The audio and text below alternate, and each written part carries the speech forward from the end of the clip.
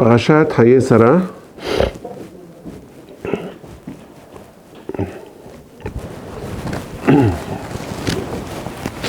La paracha nous raconte que Sarah Imenu est Niftera, est décédée au terme de 127 ans. 127 ans chez Hayei Sarah. C'est le premier pasouk de cette paracha. Tous les mefarshim s'attardent sur les termes qui ont été employés. Regardez leur Haïm Akadosh. Tous les mefarshim. Pourquoi on a employé tel terme, pas tel autre terme. En tout cas, les Hashana, les Esrim Shana, les Shev Hashanim. Il y a beaucoup de pirouchines à dire là-dessus. Mais nous, ce qu'on veut faire, c'est essayer de prendre du moussar. Un moussar extraordinaire que les mefarshim, les anciens, les nouveaux, tous, ils ont parlé d'un moussar askel qu'on peut apprendre de Sarah Imenu. Et ce, parce que il y a une question qui se pose. Vayiyu Hayei Sarah. La vie de Sarah fut combien? Mais Hashana avec Shana Shani. On n'a pas trouvé le terme de Vayiyu quand on veut parler de nombre d'années. On dit Vatehi Sarah, Vatehi Abraham. Alors les Fashim posent la question. Haïm Akadosh dit Vayiyu la chante tsar, parce qu'elle a passé beaucoup d'années avec beaucoup de tsar, et la ptira de Sarah Imenu est venue par le fait qu'elle a vu que son fils était à la Akedah, ça l'a choqué, elle est niftar de cela. Alors Vayiyu la chante tsar. D'autres expliquent Vayiyu. Nous avons, dans le terme de Vayiyu, ça se lit à l'endroit et à l'envers. Vayiyu, on peut le lire de droite à gauche, Vayiyu, et de gauche à droite aussi, c'est Vayiyu. Qu'est-ce que ça veut dire? Que les années de Sarah étaient, dans les deux sens, ils étaient bien. Dans les deux sens. Que ce soit, ça c'est le Hida Kadosh, il dit comme ça. Dans les deux sens. Qu'on le prenne de la fin au début, ou du début à la fin, de n'importe quel sens que tu vas voir, les années de Sarah, elles étaient très belles. Elles étaient pleines d'intensité. C'était une vie qui valait la peine d'être vécue. Alors le Ben Ish Chai qui explique Vayiyu, c'est Gimataria 37. Pour nous dire, alors, Vayiyu, Yud et Yud c'est 20, Vav et Vav c'est 12, Dav et 32, 32 et 5, 37. Pourquoi 37? Parce qu'il fait le compte de Ben Ish Chai que Sarah Imenu, elle était moins âgée qu'Abraham Avinu de 10 ans. Abraham Avinu, il avait 10 ans de plus que Sarah Imenu, comme c'était écrit dans le Pasuk. Abraham met Hashana et Sarah Tishaim Shana. Donc elle avait moins. Abraham Avinu a connu la Emouna en Akadosh Baruch Hu à l'âge de 48 ans. Donc Sarah, elle avait 38 ans quand elle était avec lui, elle a pris la Emouna. Donc les premières 38 années de elle, elles étaient perdues. Elle était dans la Avodah Zarah, elle ne savait pas quoi, elle n'était pas au courant. Elle a vécu dans la maison de Haran, etc., Nahor, tout cet endroit-là, ils étaient en Avodah Zarah. Alors la Torah va nous dire que même ces 37 ans, d'après le Ben Ish Chai, même les premiers 37 ans dans lesquels elle ne connaissait pas encore la Torah, elle a vécu dans un monde de Avodah Zarah, finalement, tous les 127, y compris les 37 premiers, ils étaient chez les Hayei Sarah, Kulam Shavim Netova. Elle a réussi à être metaken tout ce qu'elle a fait même avant. Rabbi David Abersera Shehye de Naria, il explique d'une autre façon. Il dit Vayiyu Hayei Sarah aussi dans les deux sens. Qu'on prenne de début à la fin, c'est-à-dire de droite à gauche ou de gauche à droite. De droite à gauche ou de gauche à droite. Mais Hashana Esrim Shashanim, Shene Hayei Sarah, Hazal nous disent Kulam Shavim Netova. Comme ça il dit Rashi aussi. Pourquoi la Torah répète en disant Shene Hayei Sarah? Elle récapitule, mais Hashana, Esrim Shana, Shev Hashanim. Finalement la Torah récapitule. Shene Hayei Sarah. Apparemment c'est répétition. Rashi explique Kulan Shavim Netova, pour nous dire que toutes les années, elles étaient Shavim, elles étaient égales pour être bien, de bonnes années. Et là, tous les Farshim posent la question, comment on peut dire que toutes les années de Sarah étaient bonnes.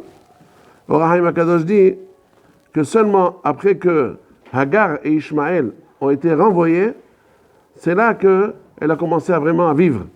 Sinon, elle avait tellement d'années de difficultés. Sarah Imenu, elle avait beaucoup d'années de difficultés. Déjà, jusqu'à ce qu'elle se soit mariée. Dès qu'elle s'est mariée, Abraham Avinu, on le prend à Kivshan Haesh, de Ur Kasdim. Donc c'était un grand Nisayon, elle avait très peur pour son mari. Et après, tous les Nisayonot qu'elle a eus, Lech Lecha Me'artzecha, il fallait qu'elle déménage. De là où elle était avec ses parents, il déménage en Eretz Israël, en Canaan. Et ensuite, encore une fois, un déménagement en Mitzrayim. Mitzrayim, c'est la famine. Et là-bas, elle est prise par Paro, ensuite par Avimelech. Ensuite, l'histoire de Hagar, l'histoire de Ishmaël. Elle a eu pas mal de difficultés dans sa vie. Et la plus grande difficulté, c'est quoi?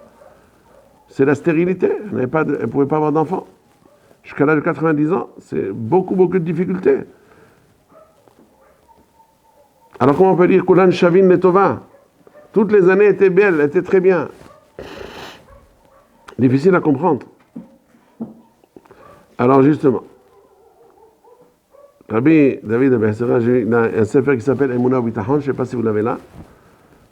Emunah Bitachon de Rabbi David Abessera. Il donne beaucoup des prakim qui sont pleins de hidushim, hizukim, d'après les grands de la Hasidut. Alors il dit, en fait, Vayihu, comme on a dit, ça se lit à l'endroit et à l'envers. Ça veut dire, quoi qu'il en soit, si tous les événements que Sarah a vécus, si c'était de bons événements, et si c'était des événements difficiles, ça veut dire, quand on lit de droite à gauche, ça veut dire Yachar. On lit de gauche à droite, c'est Afour. Les Mafréa. Alors les Mafréa, c'est Dinim, n'est-ce pas, Kodaraf? Les Mafréa, c'est Dinim. Quand on lit de gauche à droite, c'est des Dinim. Donc ça veut dire c'est pas Hassadim, c'est le contraire de Hassadim. Alors, Vayihu, que la vie de Sarah était à l'endroit ou à l'envers, ça veut dire qu'elle a des difficultés où tout allait pour le mieux. Kulam Shavim Letova. Pourquoi? Parce que Sarah, avec la Emouna qu'elle avait, tellement forte comme Emouna, eh bien, elle pouvait se réjouir de n'importe quel événement. Même les années difficiles qu'elle a eues, elle était sereine. Elle savait que tout venait de Akadosh Baruch Hu. Et si Akadosh Baruch Hu a fait que ce soit ainsi, eh bien c'est pour le bien. Jamais elle n'avait aucune plainte. Jamais elle ne pouvait pas se plaindre. C'est vrai qu'elle a demandé à Abraham de renvoyer Hagar parce qu'elle a vu que c'était nécessaire de le faire. Ishmaël tentait de tuer Yitzhak, et si ce n'est pas le tuer physiquement, eh bien spirituellement, il risquait de le faire. Donc elle a dit, Garesh.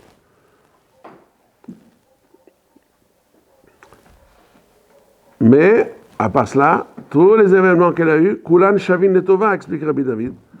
Ça veut dire qu'elle était sereine. Même s'il y avait des difficultés, elle savait que ça venait de Akadosh Baruch Hu, et que rien ne pouvait, Haz Shalom, être pour le mal, tout était pour le bien. Donc elle était bien. Kulan Shavin Letova. Alors ça nous apprend la grandeur de nos arrière-grands-pères, Abraham Avinu, les patriarches, les matriarches. J'ai vu il y a quelques heures une hoveret, la hoveret du Rav Berger de Netivot, Meir Laaretz. Il dit on ne peut pas avoir, il amène des Sfarim, Akdoshim, que tout ce qu'on peut s'imaginer des Avot Akdoshim, comment ils étaient, on s'imagine Abraham Avinu, il faisait Hesed, il était tout le temps à la cuisine en train de préparer des veaux, d'égorger des veaux, de faire. On s'imagine qu'il s'occupait que de ça, il n'était pas. C'est vrai, grand Ish Hesed, mais on n'a eu aucune idée, parce que nous, dans les conditions de notre génération, on s'imagine qu'Abraham Avinu, c'était quelqu'un de immensément Hesed, pas plus. Mais en fait, Hazan nous dit que Avot Akdoshim ayu Merkava la Shechina. Merkava la Shechina, Pirusho Shel Davar, ils étaient comme un char sur lequel la Shechina reposait, et ça était tout le temps, 24 heures sur 24, ils étaient attachés à Akadosh Baruch Hu. Donc c'est des dargot qu'on ne peut pas imaginer. C'est Hazar qui nous témoigne de cela. Et tout ce qu'on a les psukim nous montrent, c'est juste des petites infiltrations qu'on peut à peine apercevoir, mais c'est loin, loin de ce qu'on peut imaginer qu'ils étaient. Donc Sarah Imenu, elle était très, très, très forte en Emouna, même elle avait la Nevoa, et Akadosh Baruch Hu lui a dit à Abraham Avinu, elle est plus forte que toi en Nevoa. Donc si elle est plus forte que toi en Emouna, donc on peut savoir de là combien, et c'est ce qu'on doit apprendre. Tout le monde sait que nous traversons une période très, très, très difficile. On n'a jamais vu ça. Plus qu'un an de guerre.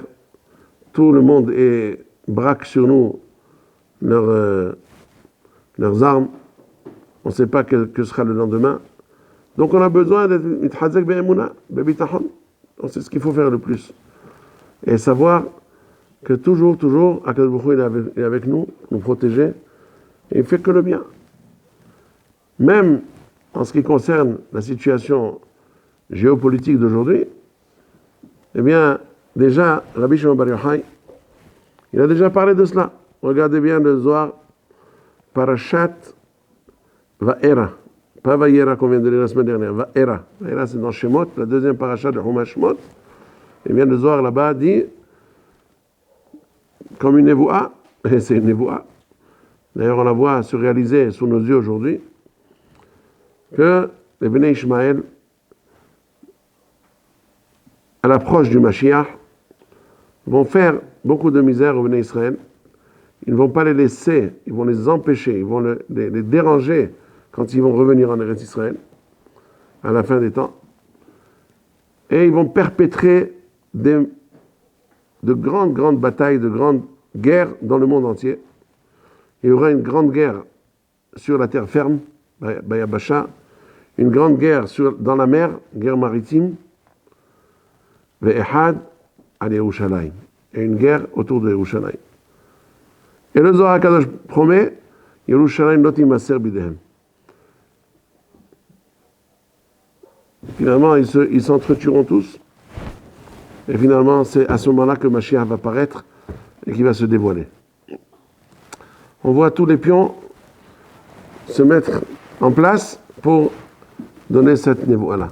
Mais on a quand même besoin de Emouna, de Bitachon, parce que si c'est l'image générale de tout le scénario qui va se passer, mais chacun ne peut pas savoir dans quelle situation il va être. Est-ce qu'il va être dans une situation bénéfique ou difficile? Il y aura des difficultés. Les Bnei Torah, il y a une avtaha qui seront épargnés, ceux qui étudient la Torah. Et bien entendu, plus on étudie avec sérieux, avec assiduité, tout le temps dans la Torah, on est beaucoup plus protégé. En tout cas, on a besoin, dans cette paracha, il y a beaucoup d'enseignements à tirer, mais dès qu'on a une possibilité de tirer l'enseignement de la Emouna, de savoir qu'Akadosh Baruch Hu est avec nous, qu'Akadosh Baruch Hu ne fait que le bien, ne veut que notre bien, et même si on est un peu en difficulté, il faut savoir que finalement, le jour viendra et on comprendra que tout était pour le bien. Alors là-dessus, il y a beaucoup de remazim extraordinaires là-dessus. Nous avons des psukim qui nous disent cela. Vous savez, il y a un pasuk dans Teilim, Hod vehadar teshaveh alav. Teshaveh alav, Hod vehadar. Hod, c'est le bien, c'est la splendeur. C'est quoi Hadar? Hadar, be'aramite, en araméen, Hadar, c'est le retour. C'est-à-dire, il y a le Hod et il y a le contraire du Hod. Bien que ce soit le Hod, la gloire, le prestige, la grandeur, ou le contraire, Hadar, Hoser, Teshaveh alav. C'est quoi Teshaveh alav? Shaveh, c'est pareil pour lui. Quelqu'un qui a la Emouna, il ne se laisse pas abattre par des moments difficiles, et il ne se laisse pas rentrer dans l'euphorie dans les moments qui sont bien. Pour lui, tout est calculé par Akadosh Baruch Hu, tout est pour le bien, il ne se laisse pas déranger par quoi que ce soit. Il n'a pas peur. Même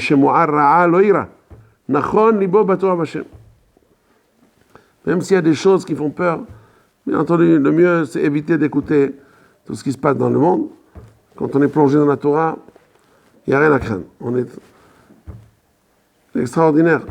Il y avait des tzadikim à l'époque en Russie, il y avait les Cosaques qui passaient, c'était très redoutable les Cosaques. Il y avait un grand tzadik, je ne me rappelle plus de son nom, il était en train d'étudier la Gemara, Un Cosaque, il arrive, il braque son fusil, il veut le tuer. Il dit, attends, qu'est-ce que je suis en train de préparer, laisse-moi au moins finir la svara que je suis en train de... La coucha, je suis en train de t'arrêter une coucha maintenant. Arrête, laisse tomber. Après, tu... Maintenant, laisse-moi... Il était complètement plongé dans la Torah, il ne se rendait même pas compte. Qu'est-ce qu'il veut celui-là? Ça ne le dérangeait même pas, il était complètement versé dans la Torah. Il y a par contre un grand tzaddik, dont je me rappelle le nom, c'est le rabbi de Zvil, à la Vachan, Rabbi Shlom Kem Zvil. C'est un grand Baal Mofet qui est niftar en 1946 environ. Il a vécu en Eretz Israël avant l'État d'Israël. Il venait de Russie aussi. Et c'est à l'époque des bolcheviks où ils ont interdit l'étude de la Torah.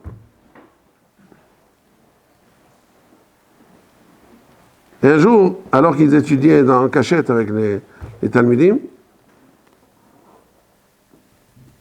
il y a la police qui a fait éruption. Donc c'était une infraction à la loi bolchevique. Comment étudier avec les enfants la Torah? Et le Rav était tellement imprégné dans la Torah, quand il a vu le policier, il a donné 2 paires de claques. Il a envoyé. Le policier est devenu tout rouge. Il dit, comment? Quelle audace? Il ne sait plus quoi faire. Donc c'était clair que le rabbi de Zvil, quand il a donné cette paire de claques au policier, il s'est mis en danger. C'est sûr et certain qu'il allait être traduit en justice, c'est peine de mort. C'est la peine capitale, c'était le moindre qu'on pouvait lui faire. Et après, quand on lui a demandé, mais Rabbi, qu'est-ce que vous avez fait? Comment vous avez fait une chose pareille? Il a dit, mais je ne comprends pas comment il a pu m'interrompre. Pardon, j'étais en train d'expliquer la svara de la Souga dans la Torah. Comment il a pu m'interrompre? C'est inacceptable. Donc pour lui, c'était un instinct il était tellement fort. Rien ne comptait pour lui. Ça, c'est les tzadikim. Bien entendu, je peux vous dire qu'ici, il est monté finalement en Israël. Il a fait sa hassidoute ici. Il était un grand tzaddik Baal Mofet, donc je vous assure que ce policier-là, je ne sais même pas s'il est arrivé chez lui à la maison, il est tombé raide en sortant de la maison. Un grand tzaddik Baal Mofet. Donc, ce qu'on voit de là, que quand on est plongé dans la Torah, dans les Shiva, surtout Zman Horef, il peut, comme on dit en hébreu, Yehom Asar, même si tout le monde est en effervescence, quand on est plongé dans la Torah, on a besoin de rien, on n'a rien à craindre, on est protégé par la Torah. Et même si Haz Shalom, il y a des moments difficiles, le bitachon peut nous donner Beta'ab Hashem va'asetov, celui qui est Beta'ab HaKadosh Baruch Hu, c'est sûr qu'il aura la sérénité, la protection. Donc on a dit Hod ve'adat eshaveh alav. Shiviti Hashem lenegdi tamid. Ça c'est les Remazim qui dit Rabbi David Amersera. Shiviti, que ce soit Hashem, c'est Yud Kevavke, c'est Hesed. Ou alors lenegdi, le contraire de Hesed. Shiviti tamid. Pour moi, c'est la même chose. On est toujours sûr et certain que le bruit fait que le bien. Donc, j'ai pas besoin de me déranger, j'ai pas besoin de me faire du souci. Des fois, on passe des moments difficiles, on se dit, mais c'est pas possible. Jusqu'à quand, comme ça, on attend une échoua, on n'arrive pas. Il faut savoir prendre calmement, posément. Finalement, ce sera pour le bien. Moi-même, il m'est arrivé quelque chose de formidable que j'ai vu, combien à la fin, j'ai réalisé que tout ce qui s'est passé, c'était pour le bien. Quand je venais de me marier, je devais acheter une maison. Alors, ici à Ramat Aleph, on m'a parlé d'une maison, 45 000 $. 4 pièces, 45 000 $. À l'époque, 40 ans, 45 000 $. Je n'avais pas 45 000 $. J'ai réussi à gratter 39 000 $, mais je pouvais m'acheter avec ça que 2 pièces. 2 grandes pièces, mais 2 pièces. Et alors, c'est dommage. Si je pouvais avoir encore 6 000 $, j'aurais été 4 pièces. Et ça m'a beaucoup dérangé que je n'ai pas pu le faire. Finalement, je n'ai pas pu acheter les 4 pièces. Et j'ai acheté que les 2 pièces. Et ça me travaillait beaucoup. C'est dommage, je n'ai pas pu avoir encore 6 000 $. Si je pouvais trouver des gmahim, mais je ne pouvais pas. Alors, finalement, j'ai acheté que les 39. 2 pièces. Quelques années plus tard, pas quelques années plus tard, 12 ans plus tard, 84, 92, 84 jusqu'à 92, ça fait combien? 8 ans. 8 ans plus tard, j'ai reçu la réponse de la Kadosh Baruch Hu. Pourquoi c'était pour le bien? Baruch atah Adonai, Eloheinu melech haolam, she'akol nהיה b'dvaro.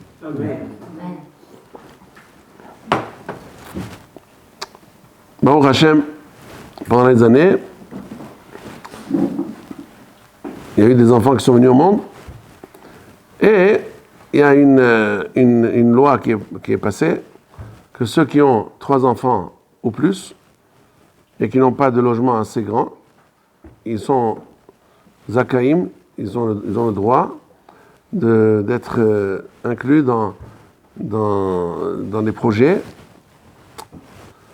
à construire avec une mashkanta très très...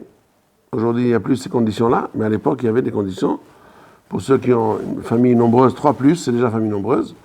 Ils n'ont pas assez de place, selon le métrage. Ils ont le droit d'être inclus dans des projets. C'est-à-dire construction, que ce soit de nouveaux quartiers, mashkanta, vraiment le moins cher possible. Et bon, Hachem, j'étais dans ce cas-là. Et c'est grâce à ça que bon, Hachem, j'ai pu être inclus dans le projet de Ramat Shlomo. Ramat Shlomo, j'ai acheté sur plan. C'était pas cher du tout. Et c'est pas tout le monde qui pouvait rentrer dans ce projet-là. Il y en a plein qui ont voulu acheter, ils ne pouvaient pas. Parce qu'ils n'étaient pas Zakaïm, ils n'avaient pas le droit, ils n'étaient pas dans le... Et si j'avais eu les 4 pièces, c'était un 4 pièces, monté 4 étages, dans un endroit qui n'était pas favorable. Mais quand même. Et bon, Hachem, à la fin, j'ai découvert combien Kadosh Baruch Hu me fait Hesed que je n'ai pas pu acheter les 4 pièces. Hesed. Donc on voit des choses qu'on ne découvre que seulement plus tard. Là-dessus, il dit le passouk, She'alavicha ve'yagedcha, zekenecha ve'omrulach. Zechor yemot olam.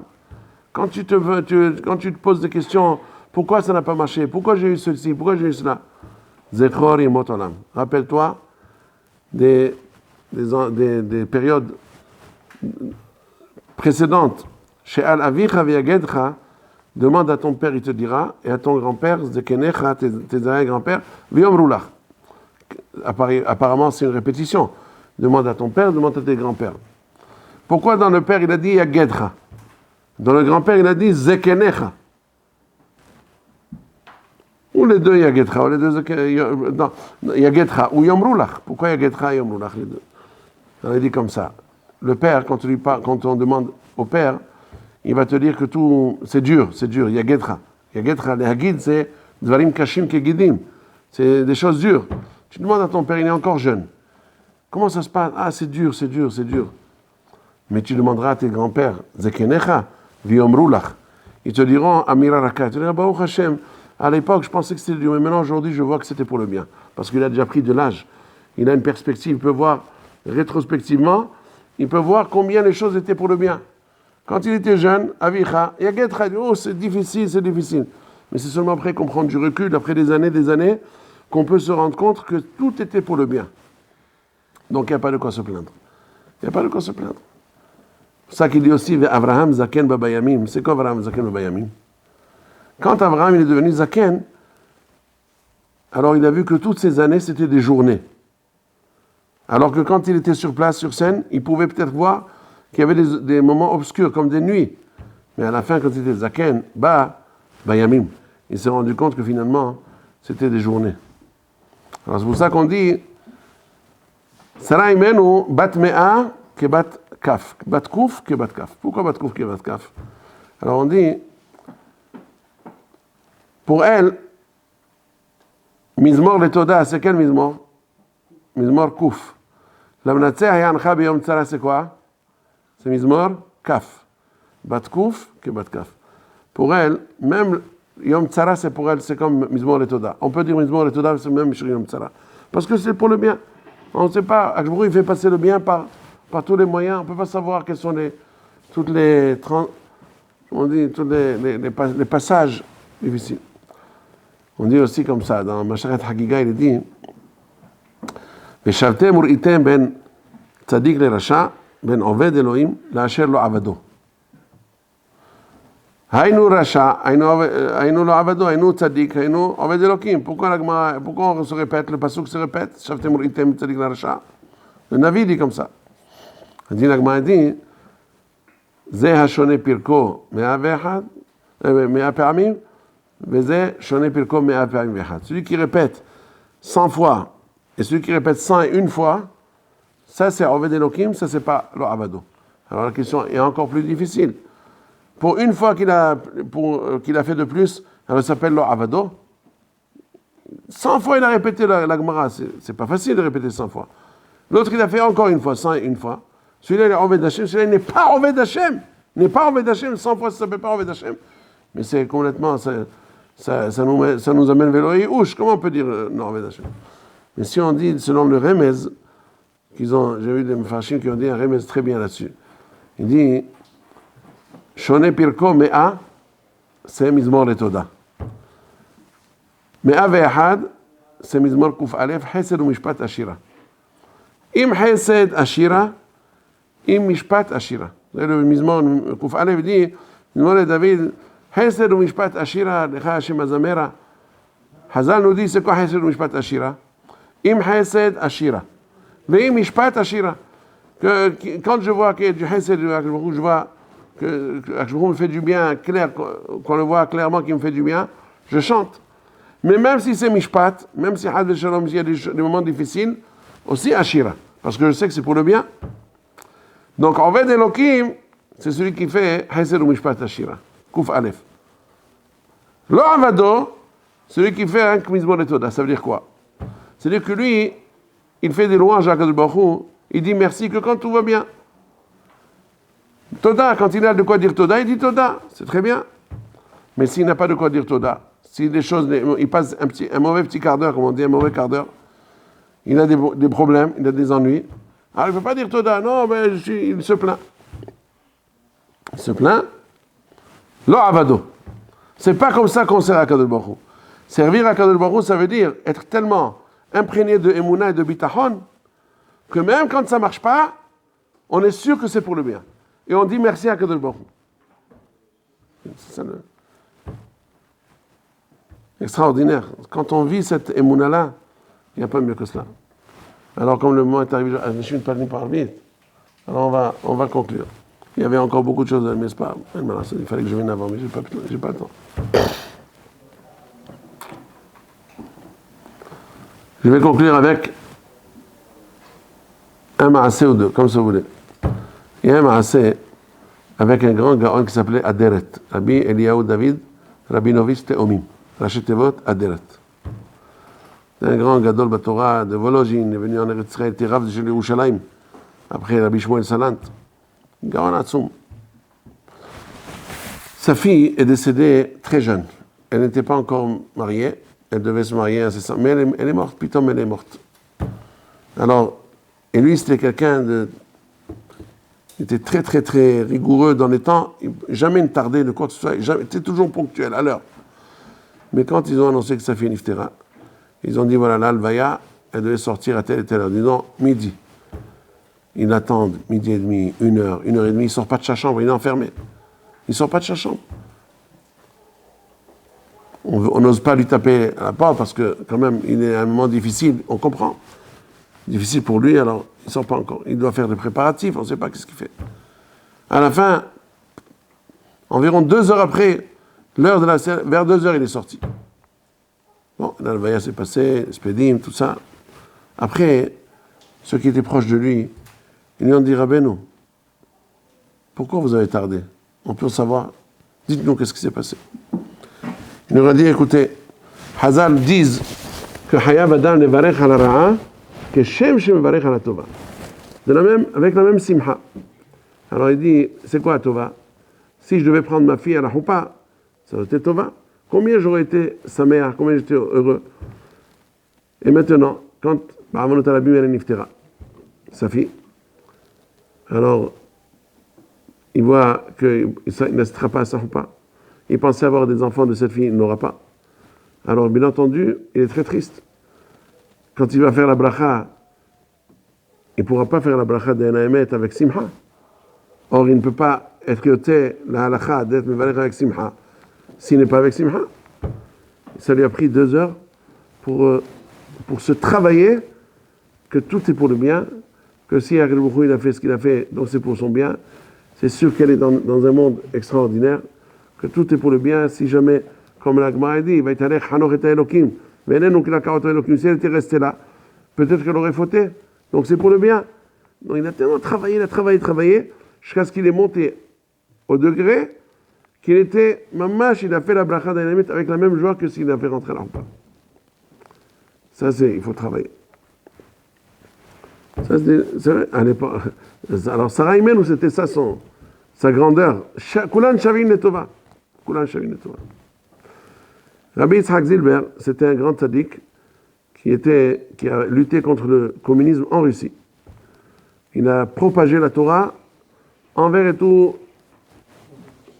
Comment? Envers et contre tout. Voilà, envers et contre tout.